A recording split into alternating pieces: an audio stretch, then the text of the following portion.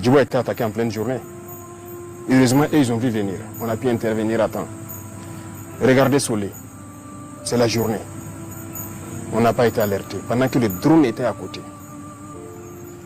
Tankwalou, en pleine journée. Pas d'alerte. C'est le drone qui a vu lui-même. Taouri, en pleine journée. L'autre jour, le 23 dernier, Sanga, pleine journée.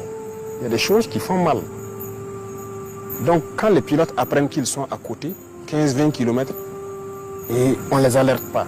Peut-être qu'ils sont en train de chercher ailleurs, parce qu'ils ont beaucoup de positions en même temps, et vous vous faites surprendre en pleine journée. Comment est-ce qu'on peut expliquer ça? C'est une faute grave. Vous avez sacrifié vos hommes. Un officier, il ne dort pas. Il se repose. Mais vous n'avez pas le droit de dormir. Et tout ce que vous commandez aux hommes de faire, ils vont le faire. Si l'homme n'exécute pas, vous les punissez. Jusqu'à la radiation aussi. Donc il y a des responsabilités et c'est lourd. Et les gens doivent se réveiller. On a eu des cas où des gens signalent l'arrivée d'ennemis. Les drones arrivent et ils les demandent donc c'est quel côté. On observe, on ne voit pas. Il dit non, on avait signalé là-bas. On dit qui a signalé? Est-ce que tu as quelqu'un? Vous voyez les antennes, les pylônes là. Presque dans toutes les communes, il y a des pylônes. On dit aux gens même de monter là-bas et guetter au loin, ça vous permet de voir en profondeur. Ils ne le font pas. Les pilotes les demandent, est-ce que tu as mis quelqu'un dans l'antenne pour observer au loin, pour nous guider? Il dit oui. Et le pilote lui répond, vous mentez, je suis à votre verticale, il n'y a personne sur l'antenne. Il se rend compte maintenant que c'est la réalité. Mais vous mentez à qui?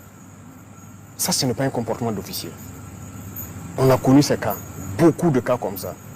Donc, on ne peut pas être soucieux de la vie de vos hommes plus que vous-même l'officier sur le terrain.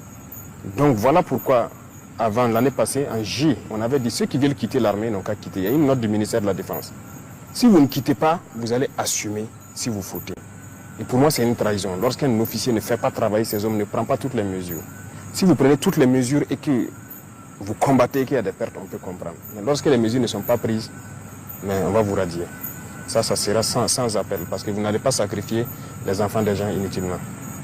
Monsieur le Président, ces radiations n'auront-elles pas un impact sur la cohésion du groupe?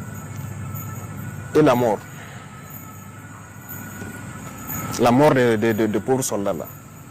C'est ça. Le soldat est fait pour exécuter. Et c'est à vous, l'officier, de le dire, va te poster ici, tu observes et tu me rends compte. Et l'officier à son poste, il écoute en permanence. C'est à vous, l'officier, de dire le matin, faites des obstacles ici. Si vous ne commandez pas, le soldat meurt. Ça entache plus la cohésion. Il faut assumer.